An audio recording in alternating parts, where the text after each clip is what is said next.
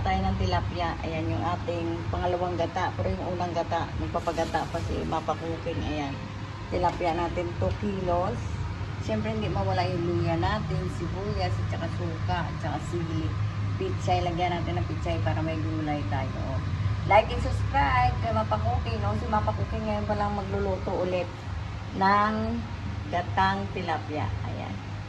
Magagata tayo para masarap kumain ng gata. Kasi simulan na natin, isama-sama natin yun sa kawali. Balik tayo. Sama na natin ito luya. Sa ating, ipapaksiw muna natin saka natin gagataan. Lagyan na rin natin yung ating sibuyas. Yan, maraming sibuyas. Lagyan na rin yung sili.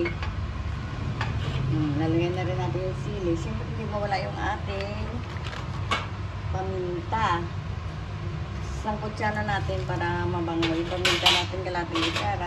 Siyempre yung asin natin. Ganito lang muna karami. Kasi mamaya umalat. Pero dagdagan na natin kung hindi naman naalat yan. Kasi marami tayong gata.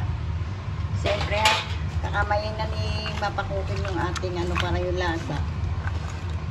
Maano na. Ganyan lang magpaksiw. Paksiw na sa gata. Gagataan natin yan.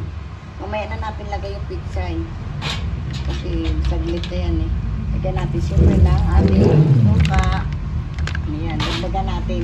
Kasi papakuluan ka lang naman natin to. Isa't kalating suka lang to. O mag-aaway si Dato Puti at saka si Servers 1. Ayan, siyempre sisindihan na natin ang kalan. Teka lang. O, sindihan natin. Ayan, okay na. Antayin lang natin yan na kumulo at saka natin takipan. Balikan natin. Lalagay na natin ang ating gulay. Lalagay natin yung gulay natin. Siyempre yung pangalawang gata, lalagay niya ni Mapa Cooking para natuyo na yung ating suka para yung langsa. Ayan, lalagay muna natin yan. Mamaya, tignan mo nag-yelo yung aking gata.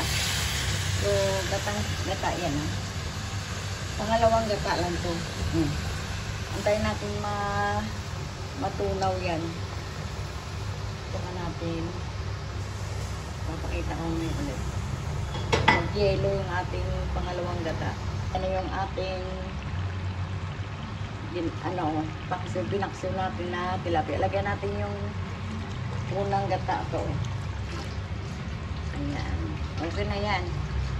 Dahil yung nag-yelo natin na gata kanina, yung pangalawang piga, okay na.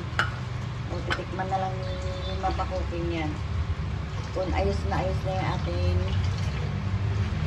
gata. Antayin lang natin kumulo. Pero okay na ito. Ang sarap-sarap. Magpapatis na lang tayo. May kunting tabang. Pero okay na yan. Kulo na lang. Dahan-dahan lang talaga yung apoy niya kasi masusulog sa ilalim pag malakas yung apoy natin.